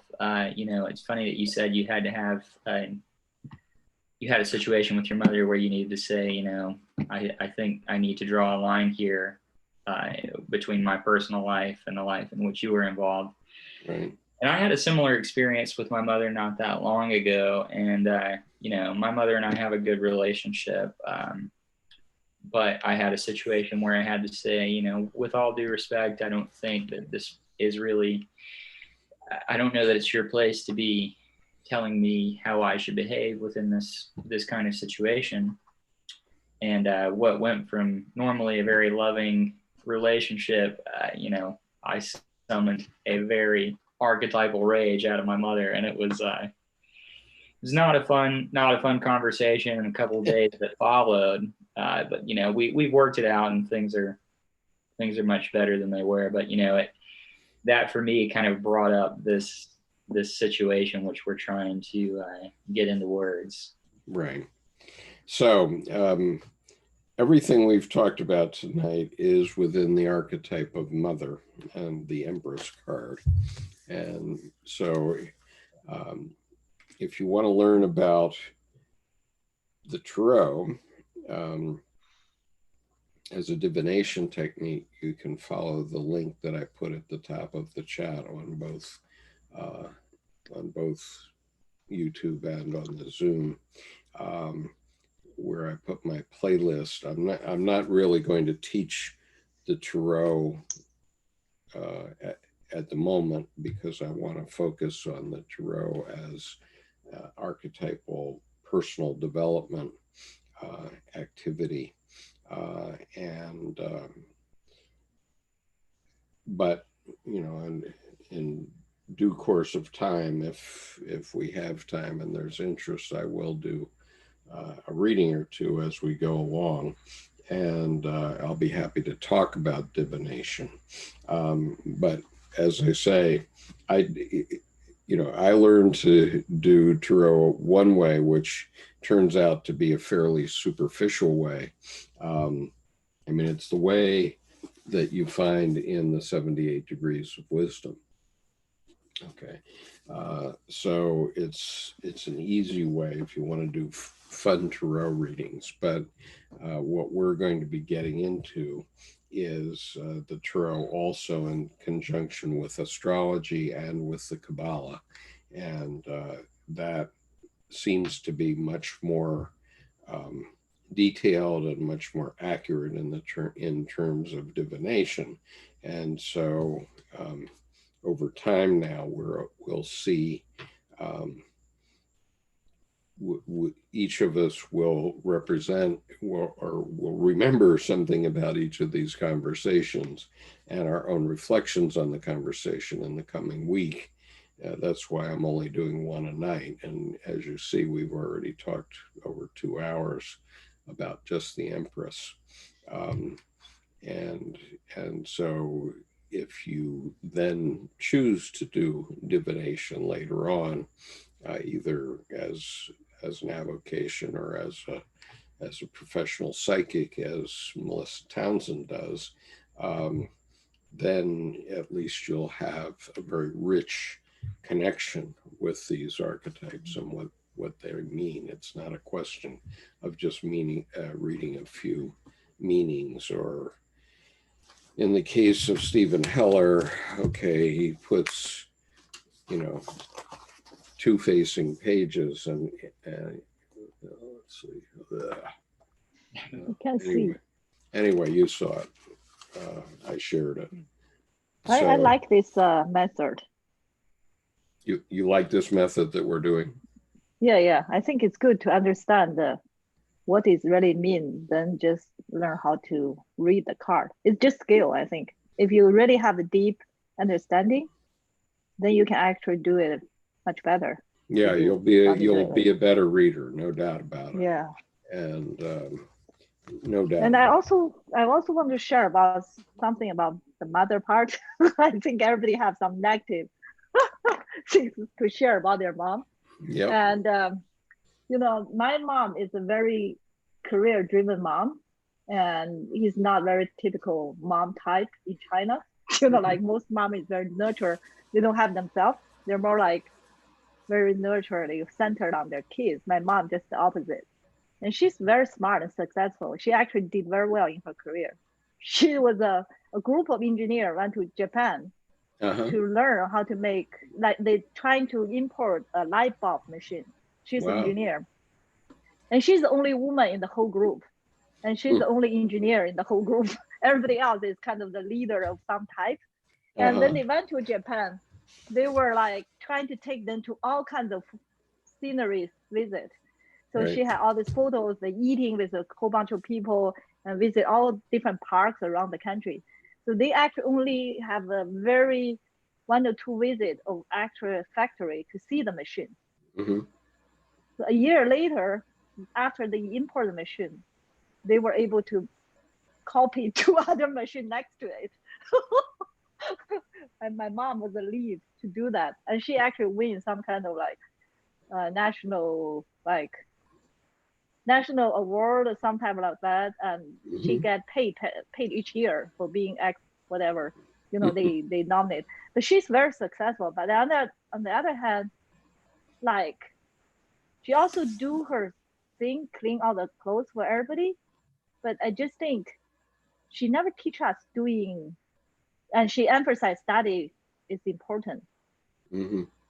So she didn't teach her how to cook and how to do housework or any other things. And the interesting thing is I learned from, I remember when I was young, I really liked to go to other people's house to have food because everybody's sitting together and very nice and clean. My house is always like, like my friends, are you guys moving, So it's but anyway, so I really like to go to other people's house and also like, and there my friend told me his mom, like working in the company and come back to wash their like bed sheets or clothing during the work. and my Mhm. mom go to work on the weekend. Oh boy. Such a contrast. Anyway, so as I get older, I have my own kids. My mom, and we were young, my mom sent me. We have three kids, me and my older sister, to each grandma's house. So she Uh-huh. has one. She has to work, do all these things. And so when she's older, she moved to America now. Actually, live in the same city as me, and she studied English. She Mhm. just like constant. She learned driving at her 60 years old. Like it's Mhm. very pretty rare, in the Chinese or people here, nobody know how to drive. But anyway, so she keep constantly planning and learning things to be independent. But my other friend's mom, who all take care of their grandkids, so like Yeah. they enjoy doing that. So Right. it's like, so I actually shared with her about this, and she said, "Oh, don't put your career so important. You need to take care of your kids." I was thinking, why don't you do that when you were young? But after landmark was like trying to have this open dialogue with her, and actually, she was crying and break down. She didn't really taking it very well. So I Mm. realized, like it's very hard to, but I realized like you can't have both. Like I actually find my mother-in-law is just opposite of my mom. Like if I have her as mom, I will have the similar complaint. Like she's so independent, so unindependent. She didn't teach me. So I realized, like you can't have both. You just enjoy it, and you can't expect your mom to provide everything. So Yeah. so you either have this, and the pro come with the con. Yeah. So Well, I so I think, realized that. Yeah. yeah, all of us need to find balance in our lives. I have my mother-in-law is going to be 90 in December, and she lives in an apartment right over my left shoulder here. Um, and literally, I could drill a hole through from my floor through her ceiling, and then we could have tin cans and a string between us to talk. um, that's how close we are. But she has lived sort of the archetypal mother's life. Okay, she just has been the perfect mother. She always cooked, and she always did what was needed for her husband. And he actually was sick for 15 years with Parkinson's disease, and she nursed him during that period. And she was a librarian, so she's the type of person who um, hoped she would never make a wave. Okay, and she just wants to leave life without ever having made a wave in the physical world. But she lives a vicarious life, and so she loves to read, as you might guess, for a librarian. And so we never see her, and because she just wants to read. And so she has her life is in her psyche, or the exciting parts of her life are in her psyche. And just this last week we got her 3 courses from the great courses, one about the Hubble telescope, one about Beethoven, and one about the physical life of Christ. And she didn't finish college, so for her it's just opening up entirely new vistas for her. It's like being able to go to college. And so it's so there's all kinds of mothers and mothers-in-law and that sort of thing in life.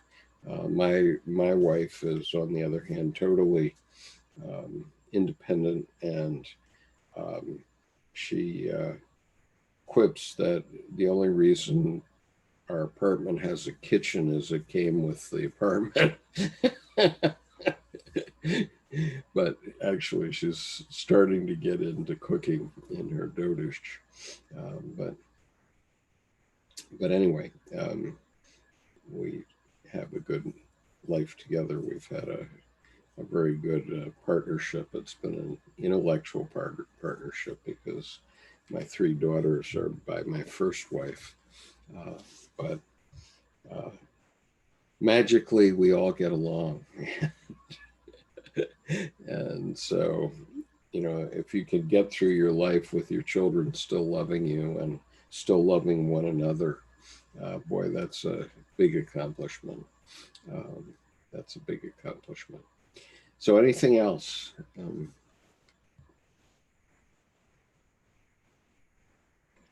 Robbie Paulson says, do any of you play with mirrors, such as anima and animus? Yes, very profound place. We're exciting.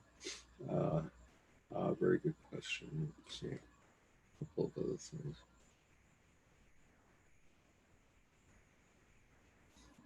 And Olaf says,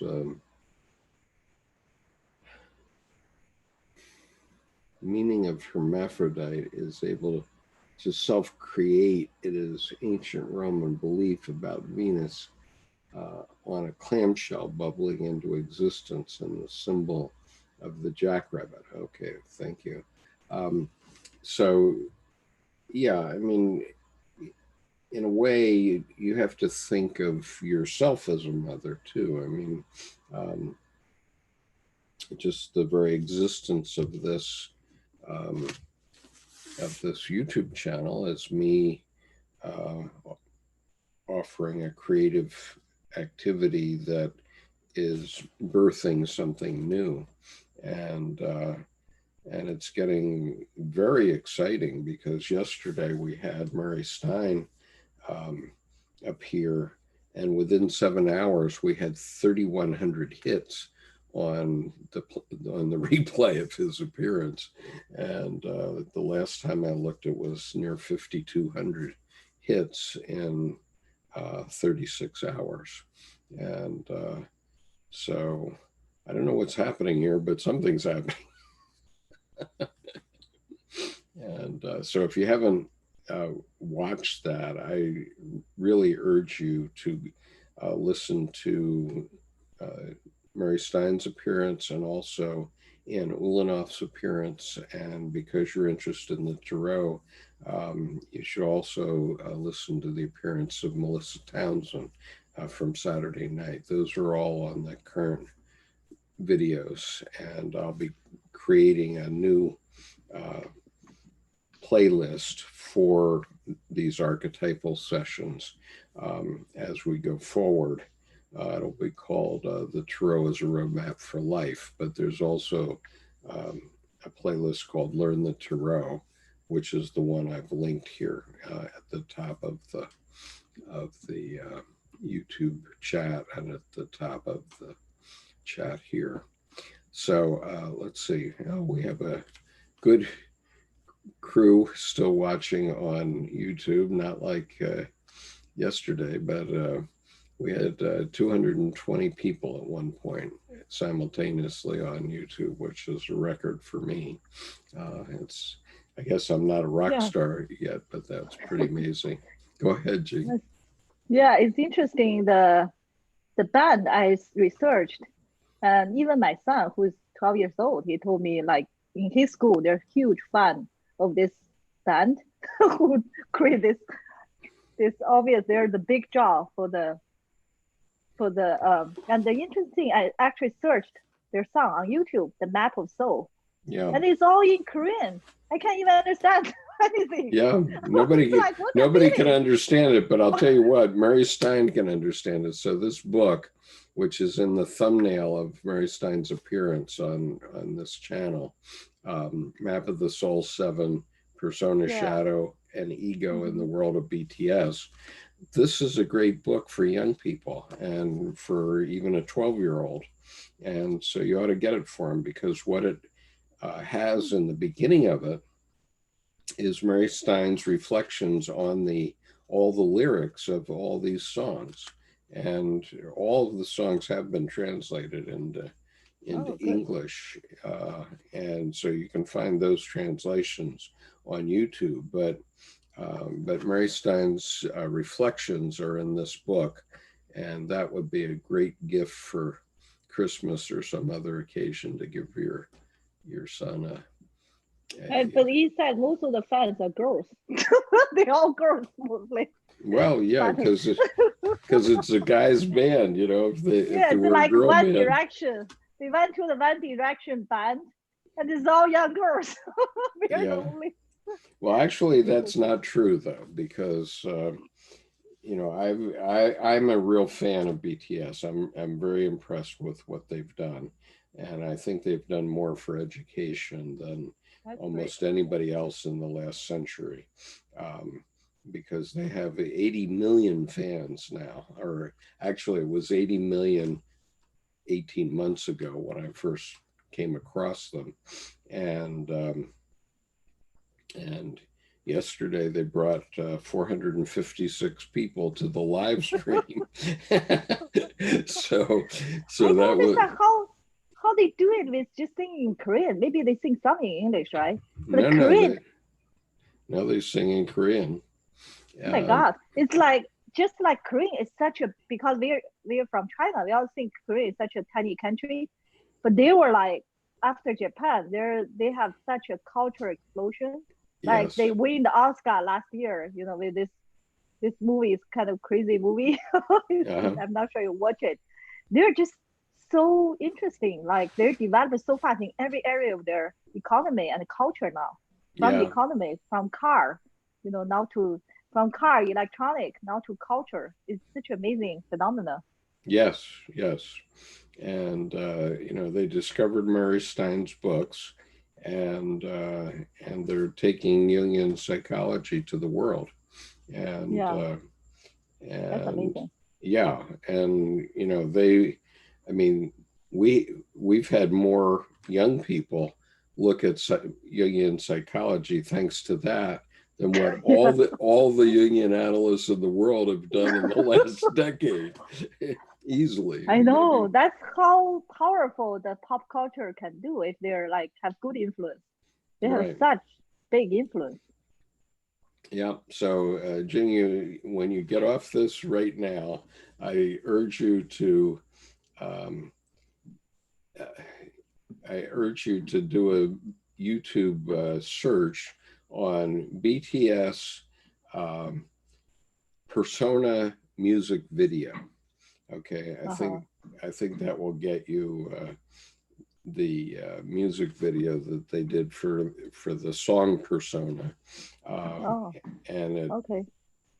Their Black Swan video is really cool. Oh yeah, Black Swan is another one where they did an incredible dancing piece with some people, and there are many different sort of knockoffs on them too, but if you get down to what they have actually done, and in almost all cases there are English subtitles, Oh, so you okay.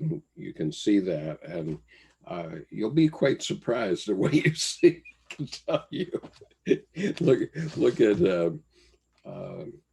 you can put in BTS on Saturday Night Live, okay, and just see their appearance on Saturday Night Live, for example, and who I forget who was the hostess that night, but you know, these kids were lined up around 42nd Street in New York, or 34th Street, where the Rockefeller Center is.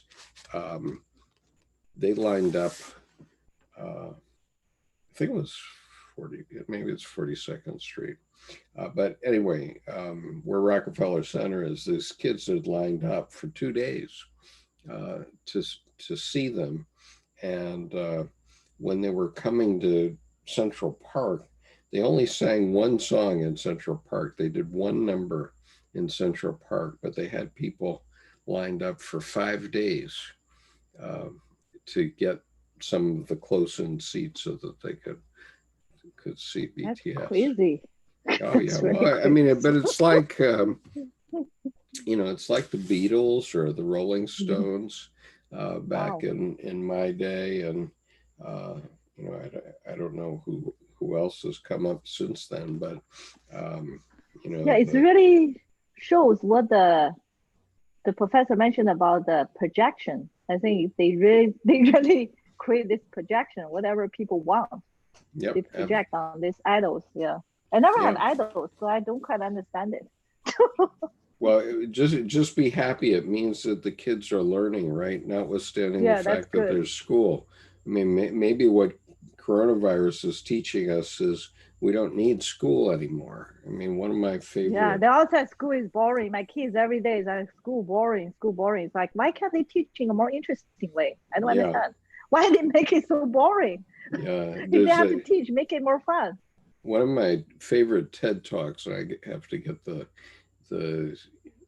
URL for this so that I can show it to people, but there was this Indian gentleman who put a laptop in a cubicle in Chennai, in Madras, and this goes back now 25 years or so, but he put it down where kids could get at it, and he just left it there. And when he came back to check on it 2 months later, he had a little 8-year-old kid run up to him and say, "We need a faster modem."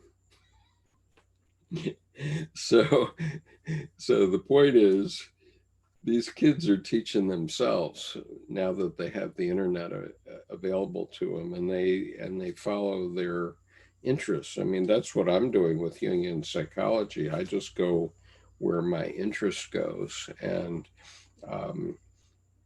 the reason I've come back to Tarot now is because Melissa Townsend got me back interested in it, because she'd done 2 Tarot decks. And I said, okay, well, let's have you talk about that, because I knew how archetypal it is.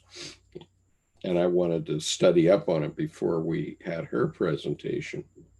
And that really got me going again, and thinking that, I probably ought to do another series. And I had already in 2017, 2018 done the Divination series.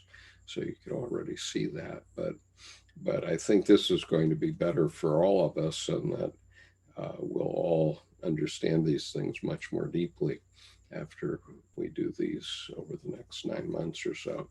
And so I hope you folks can join me again, because it's nice to have a lively conversation. And